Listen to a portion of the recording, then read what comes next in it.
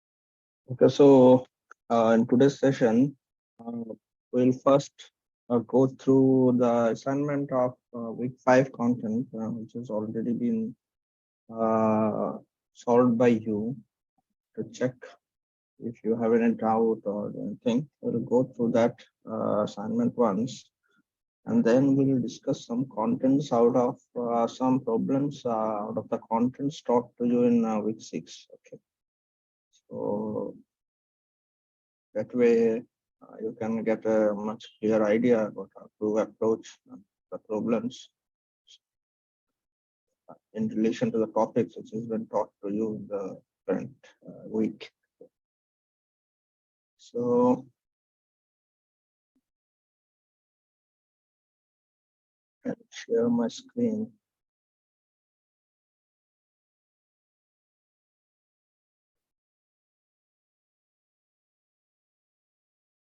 This is your assignment of from week 2.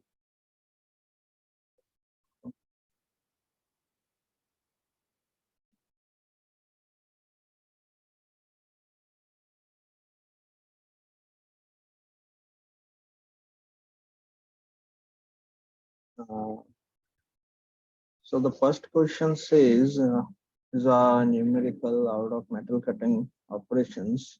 We had discussed some problems out of this topic in the last session. I think those are enough for you to solve this type of problems. Uh, so the first question says, in an orthogonal cutting operation, the tool has a rake angle of 15 degree. The cut yields a deformed chip thickness of 0.6 millimeters, and the friction angle in case of Ernst and Merton's theory is 45 degree, while it is 30 degree in case of Lee and Schaeffer theory. Now, you have to find out the chip thickness before cut, or the uncut chip thickness. Okay, so we have derived a relation for the uncut chip thickness, or the ratio of the thickness of chip to uncut chip thickness with the shear angle, right? So using that relation, you can find out one value of the uncut chip thickness, right? Which is given by this one. You can see here, it is cos alpha by T2 by T1, which is the chip thickness ratio, in other words, minus of sine alpha, alpha being the right angle. Now, where does phi comes from? They have said that two particular theories are given, and the rake angle and the friction angle is different in case of both. Now, the rake angle remains same. So you use both the theories and check if it is equal. If it is not, then you have to find out the shear angle using both the theories, because both are mentioned here. And then here, because both theory gives you a phi value of 30 degrees, so you go with 30 degree phi and put it in this equation, and you find out the value of this uncut chip thickness is 0.3 mm approximately. Okay, so this is being shown. So it remains same for both the theories. So option A becomes correct. And now we move to second question. It says, which of the following is not correct for down milling? Okay, so first of all, there are two types of milling, up milling and down milling, right? So what happens in up milling is that the feed and the tool rotation and the tool motion is in opposite directions. Okay, whereas it is in the same direction in case of down milling. Now, in case of down milling, which what happens is the connection or the interaction is much smooth because both are in same directions, and hence what happens is the power requirement is lowered in case of down milling, whereas in up milling, because the force gradually increases with the start of interaction and till the end of the tool and workpiece interaction, the cutting force increases gradually. So what happens is more power becomes is required, and because of drastic or sudden impact, the tool wear is much more in case of up milling. Okay, so what happens is, as a result of which you can also see that the surface finish is not good in case of up milling, right? Now, whatever here the options are given, tool wear is faster, surface finish is not good, more power is required, all suits for up milling only, right? So this with similarly, these things become invalid for down milling. Okay, so the option is D, because it is saying which of the following is not correct for down milling. So all these are true for up, so not true for down. So option B becomes the correct answer. And now this is a standard relation. You all know that for the D and Schaeffer's relation. We have this has been derived to you in the class. So had it been 2 pi here and pi by 2 here, it should be an Ernst equation. Okay. And then we move to the next numerical problem. It says that in an orthogonal cutting operation, the tool has a rake angle of 20 degrees. The chip thickness before the cut is 30.3 mm, and the cut yields a deformed chip thickness of 0.6 mm. So what are the shear plane angle and the shear strain of the current machining operation? I had shown to you the derivation of both shear plane angle and shear strain during a machining operation. So using those relations, you can find out. So this is the shear plane angle relation with respect to chip thickness ratio, T2 by T1, T2 being the chip thickness and the T1 being uncut chip thickness. From that, you find out the shear plane angle phi, and then you know the shear strain formula is 10 phi minus alpha, alpha being the rake angle plus cot phi. This has been derived to you. So using that relation, you can see that the shear strain value is 2.747. Yeah.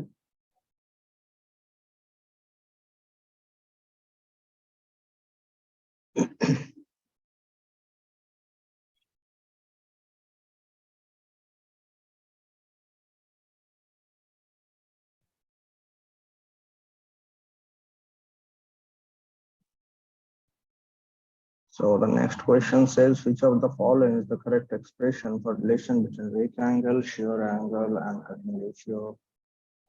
So the formulation for chip thickness ratio, we can further derive it to get tangent of the shear plane angle 10 phi is r cos alpha by 1 minus r sin alpha, r being the chip thickness ratio, alpha being the rake angle. It's also, you know, the derivation. So option D is the correct option. So we have which of the following is true for a shaping process. Now, shaping process, you know, there is a to and fro motion of between the tool and the workpiece. Either side can be possible. So here you have a cutting tool is provided, reciprocating motion. Yeah, that is true. And then it is called an intermittent cutting, of course, because there is a cutting cycle, there is a back cycle, okay, the flow motion back to initial position. So that time we don't have a cutting operation going on. So it is an intermittent cutting operation. So option B is also correct. So yeah, both in the correct options. So which of the following process is a metal removal process? So this is quite easy. You know, casting is not a metal removal process. You know, it's a metal addition process. Extrusion is a constant volume process. Printing is a metal addition process. You know, you can relate that to additive manufacturing in terms of 3D printing, inkjet printing, whatever you want. So pouring is a metal removal subtractive manufacturing process. So we have for a cylindrical surface, the dash and dash are dash respectively while tracing. So you know this the genetrics and the directrix. Genetrics stands for circular and the directrix stands for straight line tracing. Option A becomes the correct option. So now we have if a coefficient of friction is 0.5, if the angle rectangle of 20 degree and thrust force of 500 Newton, and then cutting force will be.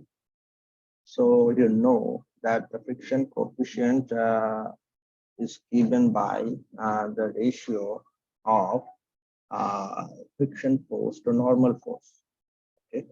Now those you can write it in terms of thrust and cutting force. Okay, so that way you can get the friction coefficient as the ratio of FD by FC are close to cutting force plus 10 alpha divided by 1 minus of close to cutting force into 10 alpha. Okay. So these relations comes out of the circle diagram, which has been elaboratively shown to you previously during the lectures as well as the problem solving sessions. So using this relation, the thrust force is given. You can find out the cutting force as almost equal to 4 kilonewtons. Now, the last question said, which of the following is not correct for rough milling?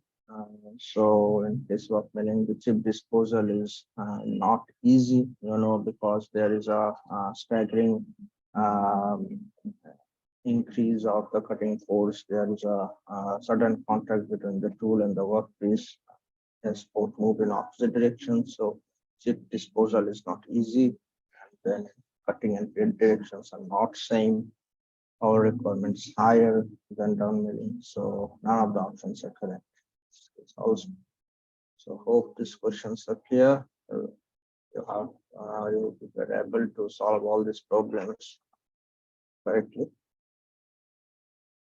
If it is so, we'll then move to our next part of today's session, which deals with solving some problems out of heat generation during machining, and then some problems out of the tool life and tool wear. Then we'll move to some problems relating to the joining process or welding process, some problems relating to that arc characteristics or voltage source characteristics. Okay. So I hope we don't have any doubt in these assignment questions. So then we'll move to our next part.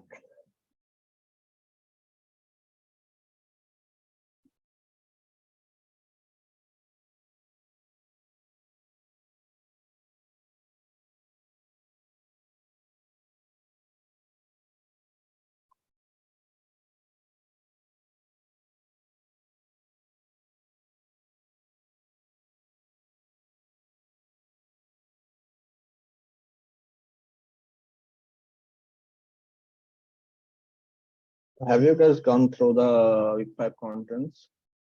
Have you guys completed all the videos?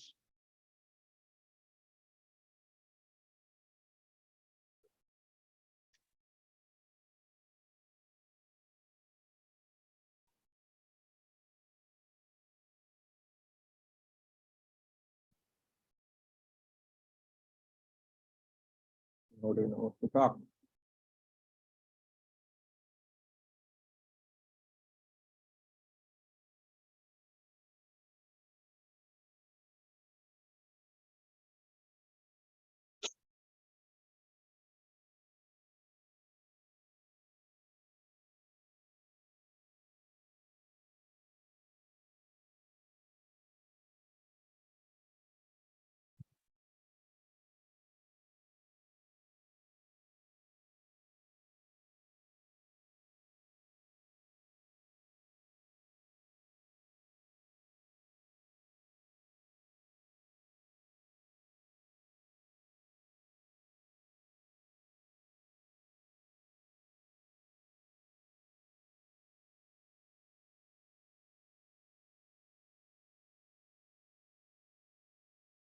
Okay, so I hope you have learned the topic of this heat generation during machining process.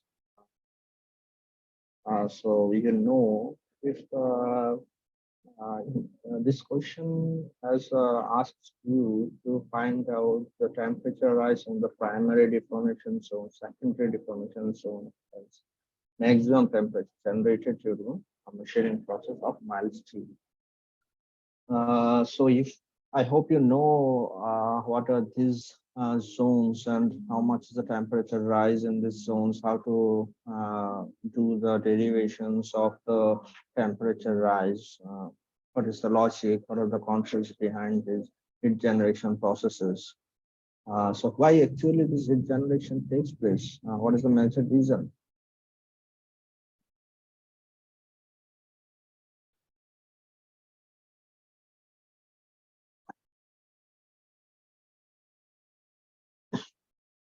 the major reason is plastic deformation, okay, which mostly accounts to the heat generation in the region where metal cutting takes place.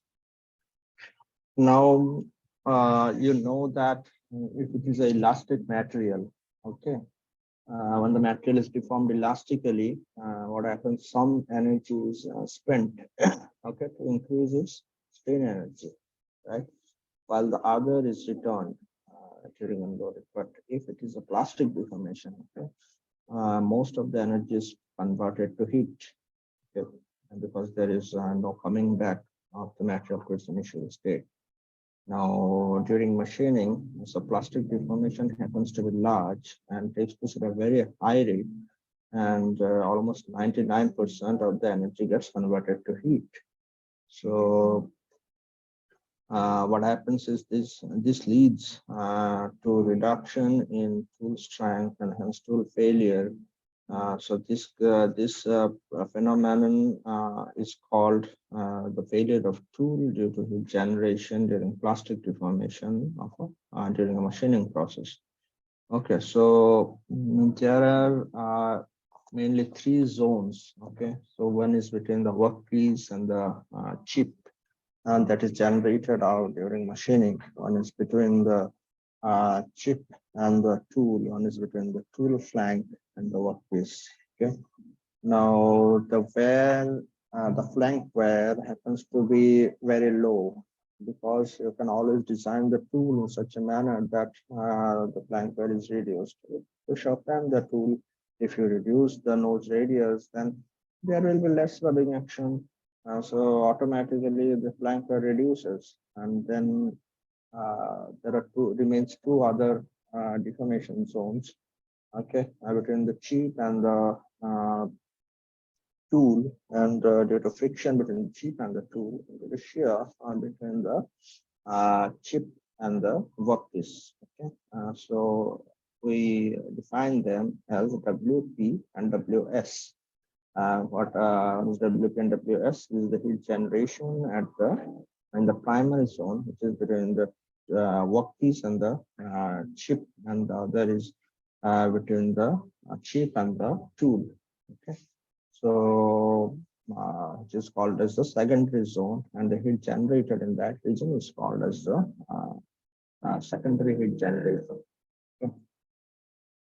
So continuing in that respect, I have given you a preliminary idea about what happens to be the generations in the different regions.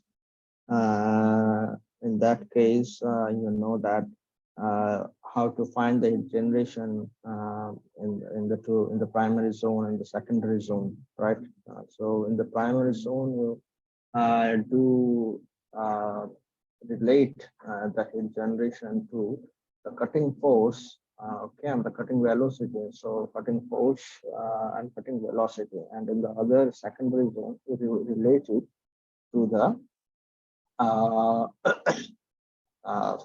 friction force between the chip and the tool, and the chip velocity, PC.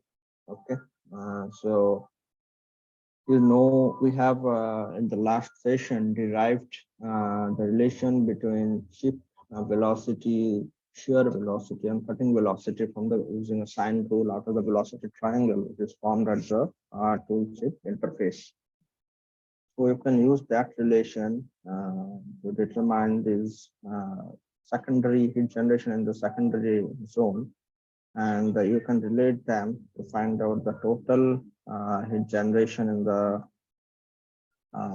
process, and you can find out the temperature rise in the primary zone and the secondary zone, and you can then sum up the temperature rise in the primary, secondary, and the ambient temperature to get out the total temperature rise, which has been asked in this question, which will be the maximum temperature generated during the machining process.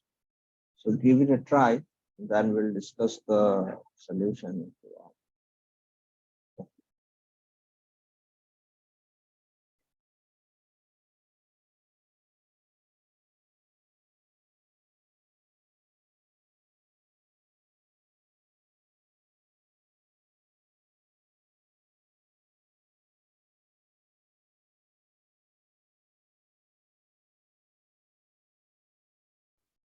I give you 5 minutes. I give you 5 minutes to try, and then we'll discuss the solution. Okay.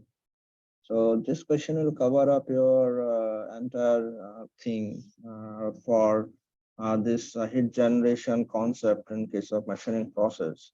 If you can solve this problem, I hope you'll probably able to solve any question that comes in your assignment or semester or final examination. Right.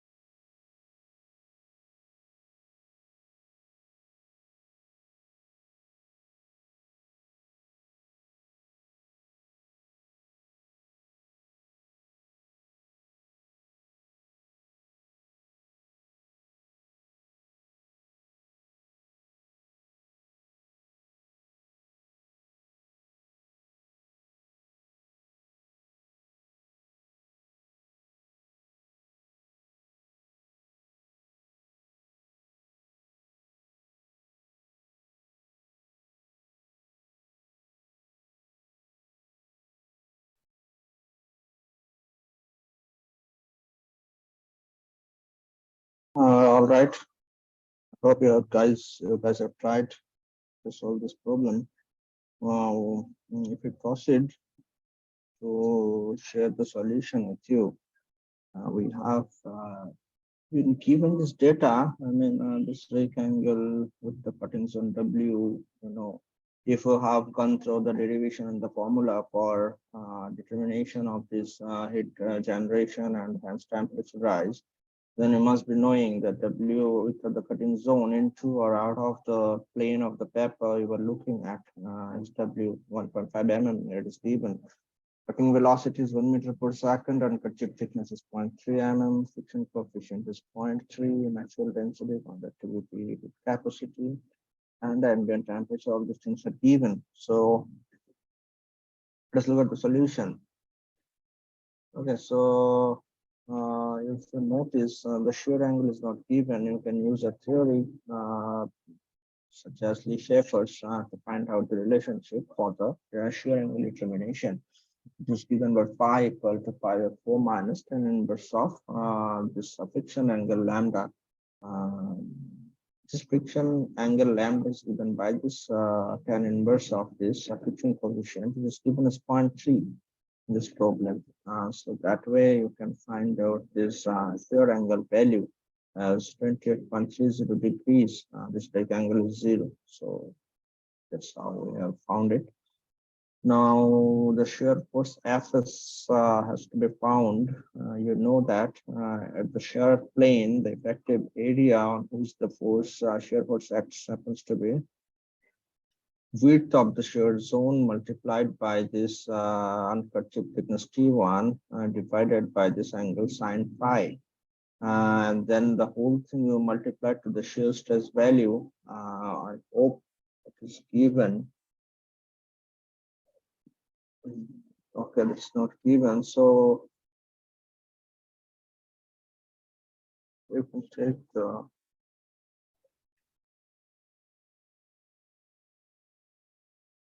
stress as 400 megapascals. Okay. Now, using that value, you find out this shear force acting at the shear plane as the shear stress multiplied by the shear area, shear plane area, which is W1 by sine phi. Now, shear stress is 400 megapascals. Width of the zone is given as 1.5 mm, and the thickness of uncut chip is given as 0.3. Q multiply by 10 to the power 6 to convert this whole area into in meter square or from mm square, and this shear plane angle is 28.3. Found out just above. So I find out the shear force as 379.67 newtons. Now you have to find out the cutting force. I why are these things being determined here? Why are these things being calculated? The final objective for us is to find out the heat generation and hence uh, the temperature rise, right? So the heat generation in the primary zone relates to this cutting force, and in the secondary zone relates to the shear force. So, using all these things, in the secondary zone leads to the friction force actually.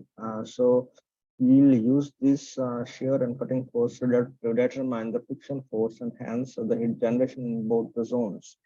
Okay, so cutting force, from the Merchant circle diagram, this is the formula. You can see this uh, this part. This part is actually the replacement for the resultant in the Merchant circle diagram.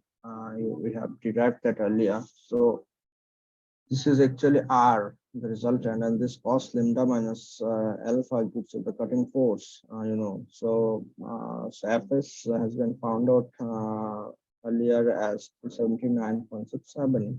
and we plug it into this equation to determine the cutting force as 510 Newton, right?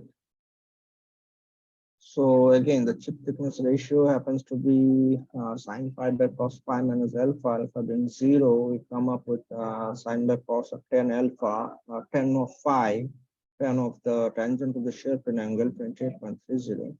Gives chip thickness is 0.53. So next step is to determine your first force, okay? Which comes out as ft 10 lambda minus alpha. You know that fc by uh, ft by fc gives you actually this 10 lambda minus alpha value. Now you just cross multiply to get ft in terms of fc.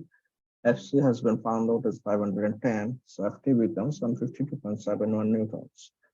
Now you relate both Fc and Ft to the friction force. Okay, so since alpha is 0, you know, sine of alpha happens to be 0, sine of 0 is 0, and cos of 0 is 1. So this part becomes 0, and then this part cos alpha is 1. So you are left with Ft. Okay, again, this is 152.71. Now, next part is to determine the heat generation in the primary and secondary zones. Okay, WP primary and WSS for secondary zones. So in the primary zone, heat generation you find out by the total power Fc into B minus what goes over the chip, what amount of it goes over the chip.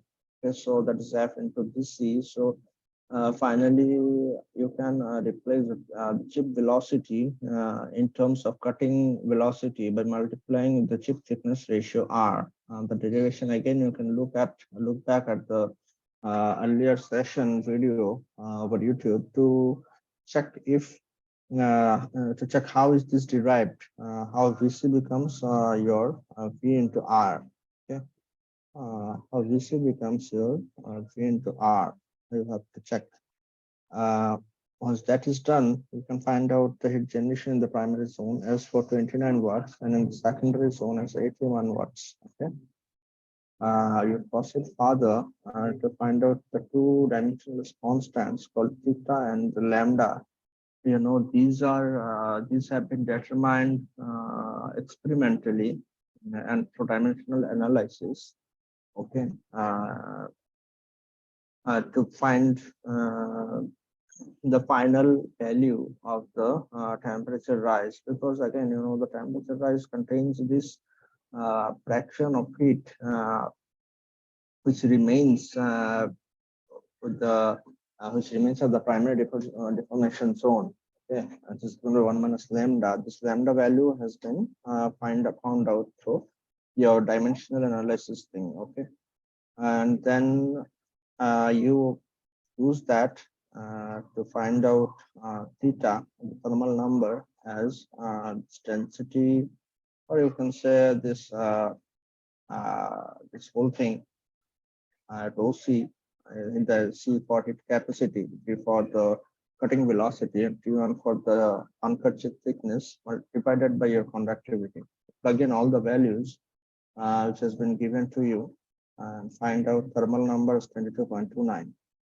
Again, you find lambda using this thermal number value to find out the lambda value as 0.12 again. Now, you plug in the value of lambda here to find out the temperature rise in the plastic in the primary deformation zone as 258.9 degrees centigrade. The 0.12 is the fraction of it which goes over the chip, okay, which has been just found out earlier. Similarly, we can find out the temperature rise in the secondary zone, which is the maximum temperature rise. Since in the question, you have been asked to determine your maximum temperature. Okay, so you have to find out the maximum temperature rise in the secondary zone. which is given by this equation, where W is the width, WS is the heat generation in the secondary zone. You know all these variables, you know phi, alpha, and then you find out, just plug in the values to determine the temperature in the rise in the secondary zone is 238.97. Then, as we discussed earlier, the total temperature rise is then given as theta total is then given as the initial ambient temperature, your temperature rise in the primary zone, your temperature rise in the secondary zone. Club them all together to find out the total temperature rises 522.87 degrees centigrade. Okay. So everybody got this problem? Doubts?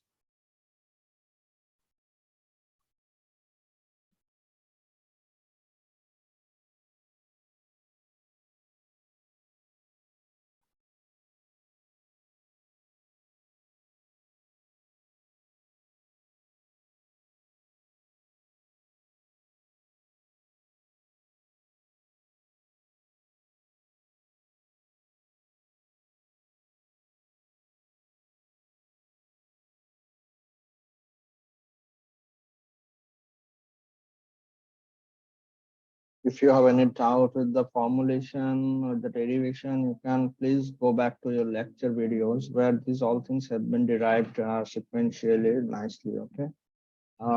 If you want to know how this equation comes, how the final expression is arrived at, you can please refer to those videos. If you have any doubt, you can ask here.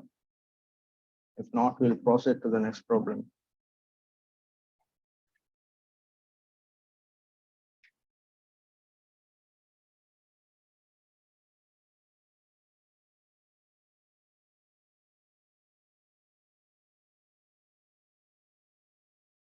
Okay, then let's proceed to the next problem.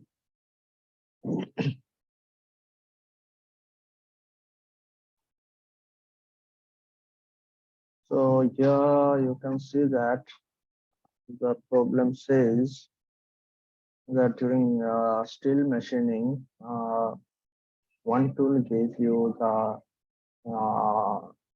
the relationship for Taylor's tool life equation as put to the power 0.1 equal to 60. Okay. This is a tool life numerical problem, and tool 2 gives you this equation. So now, so this is for tool 1. Yeah, put to the power 0.1 is constant 60, and the other is put to the power 0.16 is your 85 for second tool. If it is so, you have to determine the which tool will give you a higher production rate. Okay, if the tool changing time was 3 minutes for both the tools. So you know that there are two conditions for which we find out the tool life relations. One is for higher production, one is for minimum cost. So here you can see that the question is for a higher production rate problem. Please try. Please give it a try, and then we'll discuss the solution. Okay.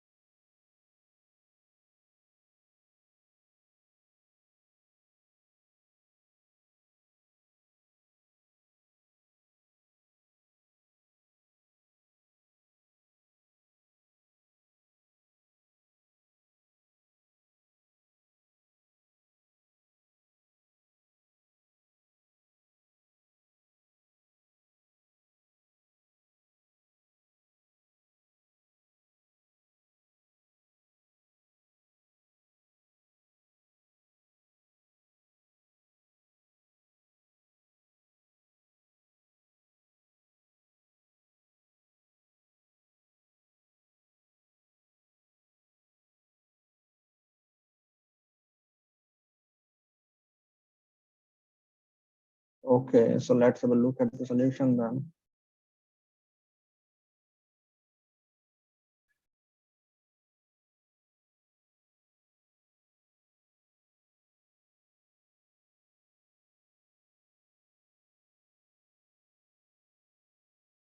Okay, so the cutting speed for maximum production rate is, given as uh, this way.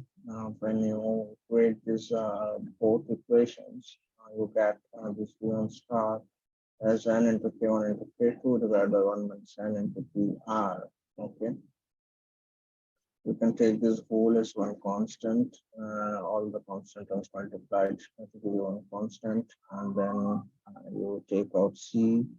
Okay, so that way V1 star gets modified as this equation. So for tool one, you can see that the n is given as 0.1. Okay, with it to the power, the exponent is 0.1, and then the tool changing time TR, and this equation is given as 3 minutes for both the tool. Okay, so you use that. So what changes in both the places is only your this exponent, okay, with it to the power n, this n changes as a 0.1 in one case and 0.16 in the other case. So that way you will have two different optimum velocities. Okay, so for first one you have 43.2 meter per minute, and the second one you have 54.7 meter per minute. So you can see that the tool 2 gives a higher optimum speed, and hence the production rate will also be higher with this kind of tool, right? This was an easy question. Hope you have got it. You have no problems associated with this question.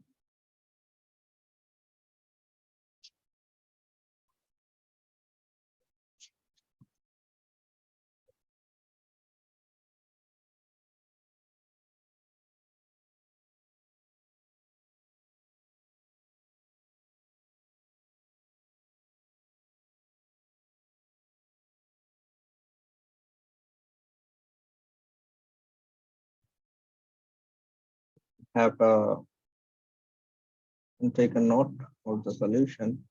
Then we'll move ahead to our next question.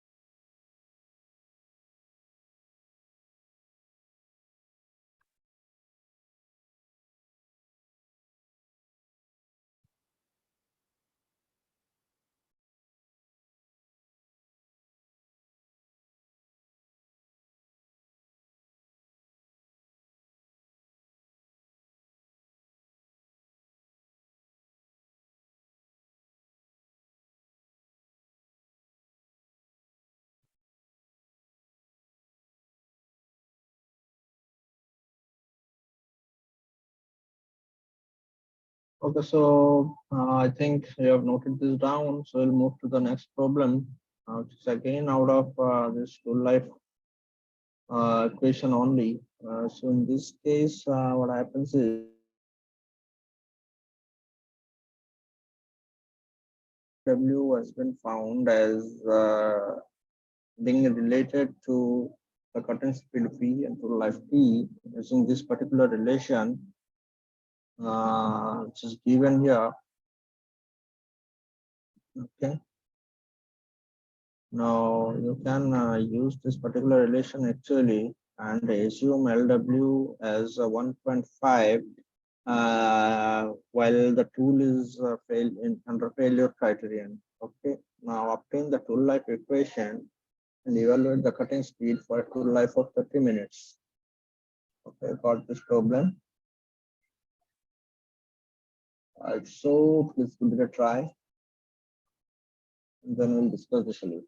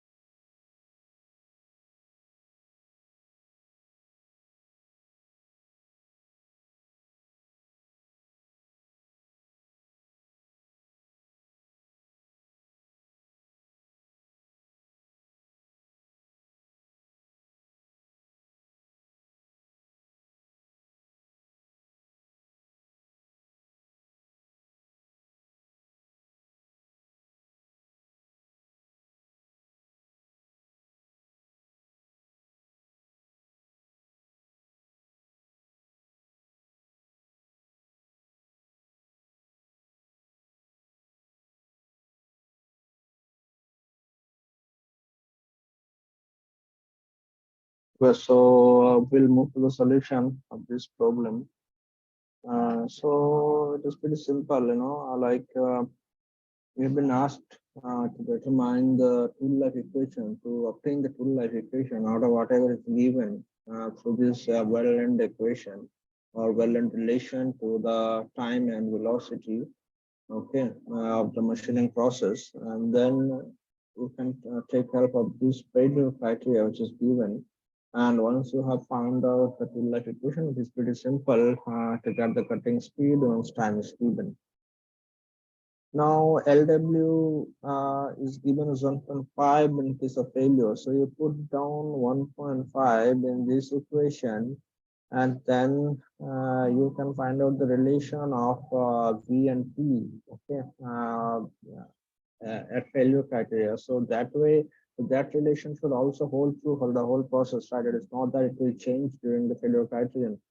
Before the tool has failed, it will still remain the same. Now, using that concept, you put down LW equal to LW star as 1.5 in the particular well-end equation you given, and then you can find out the relation of BT, or you can find the tool life equation as B T to the power 0.25 as 475. Okay, now it is pretty simple afterwards. You just have to put down the time value, just 30 minutes, and the corresponding velocity will come up as 202.96 meter per minute. Okay. So it's a pretty simple problem. I hope you all have got it. If you have got it, you can take a note and then we'll proceed to our next problem. Okay.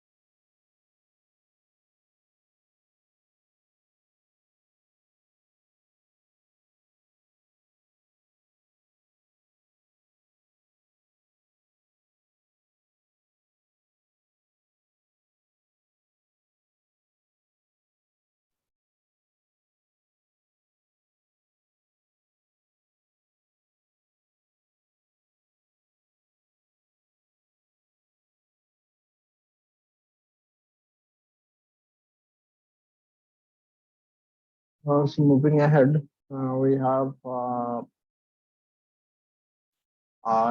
fourth problem of the day, which is that during machining of a mild steel at a cutting speed of 40 meters per minute, and the tool is an HSS tool of this tool geometry as per SS system, and then the tool life obtained in this case is 40 minutes. Okay, you can, or in other words, for a cutting speed of 40, you have a time of 40 minutes, and then the other case for a cutting speed of 60, and this geometry tool you have to find out the time. Okay, for this tool everything is given, the time, the speed, and the tool geometry is given. In the second case, the tool geometry and speed is given. You have to find the time. And in it is given that the constant C for Taylor's tool life equation is given as this equation, okay, where your this y, or you can say this gamma, okay, this is your side cutting edge angle. Okay, the constant C depends upon the side cutting edge angle for this relation. Using that, you can determine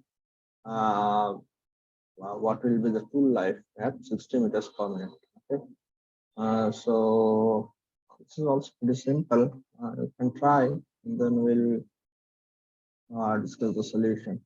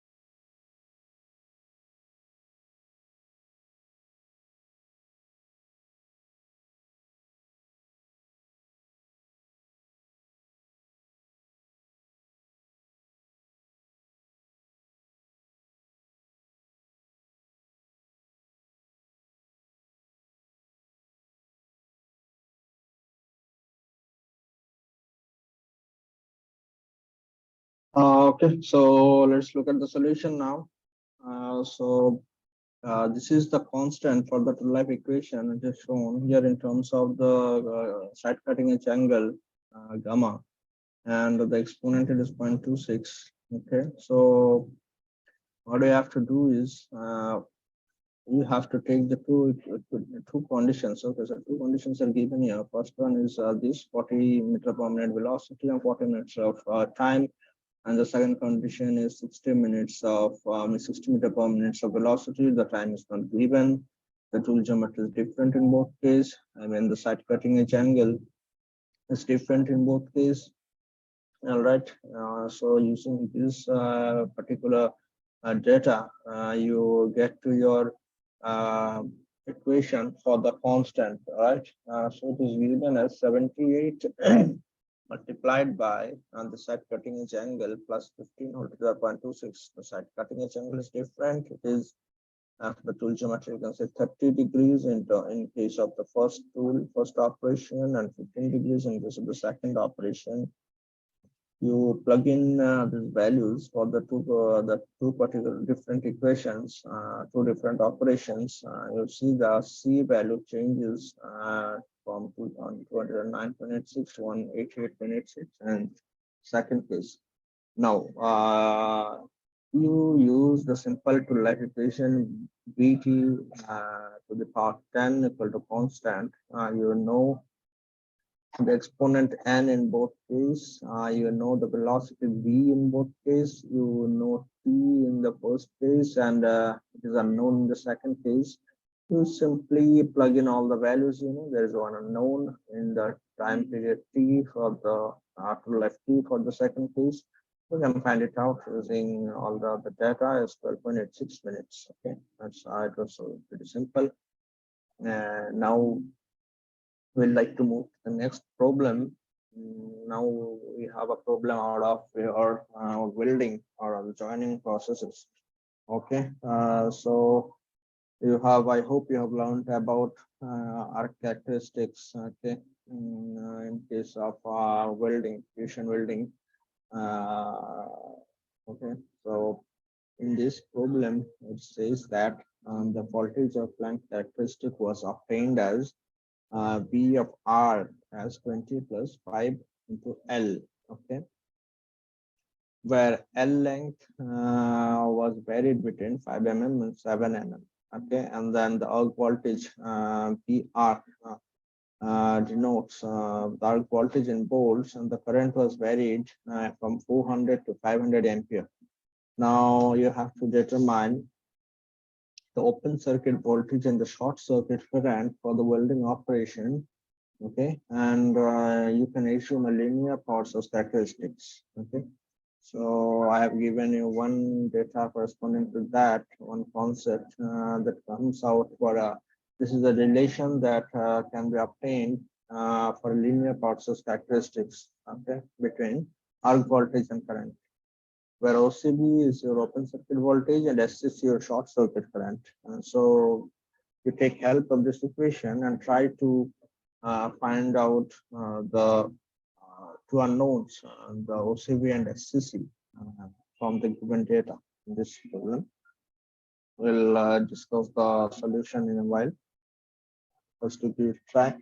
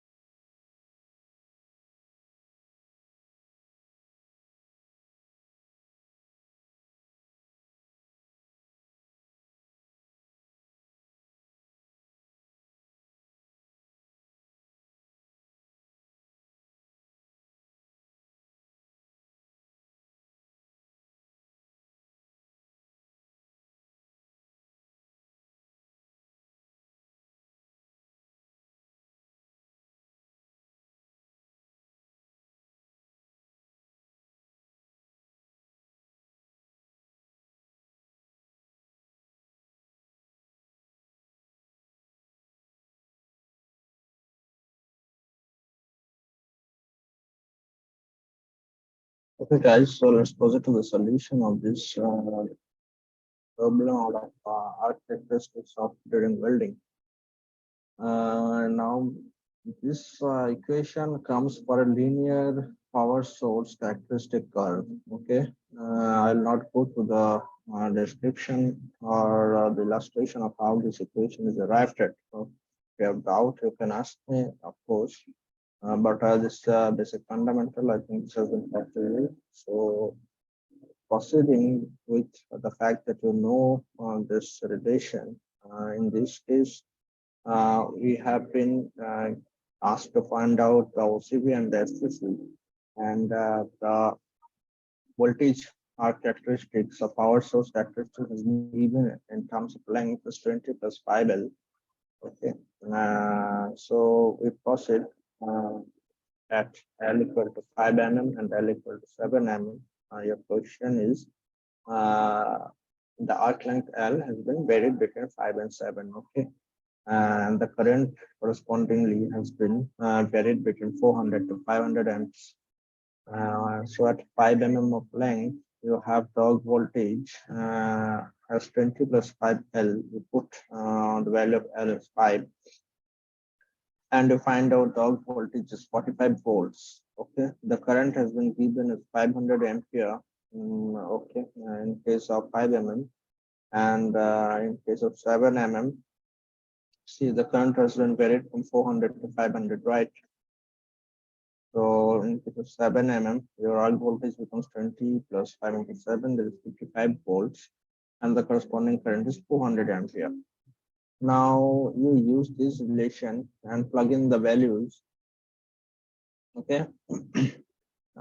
Simply you put in the arc voltage value out of these two situations and the corresponding current values. And then you find two relations, you solve it to find out your OCV as 95 volts and your short circuit current SCC as 950 volts. Okay.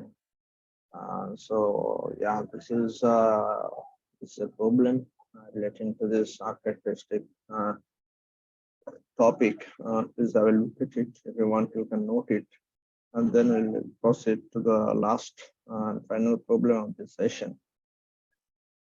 Okay, and probably after that you can ask some doubts if you have.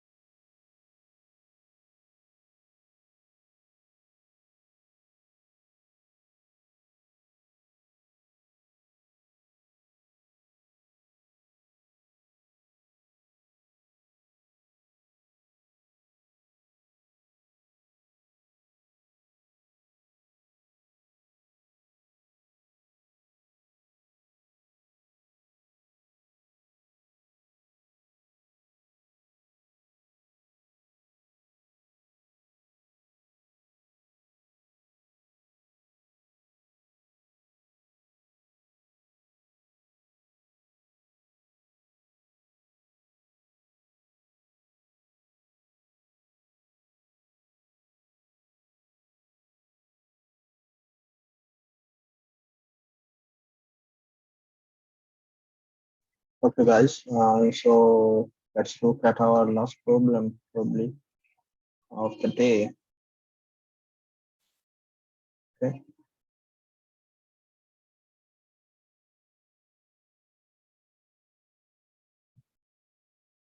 So yeah. So in this problem, you have been asked to determine the change in power as the arc length is changed from 3 millimeters to 4 millimeters. Okay, you have been given the power source characteristics. You have been given the arc characteristics. You can take help of this too, and then you can find out how the power varies when the length is changed from 3 to 4 mm. Then you can find out the difference to determine the change in the power of the arc. Okay, so the try, then we'll discuss the solution.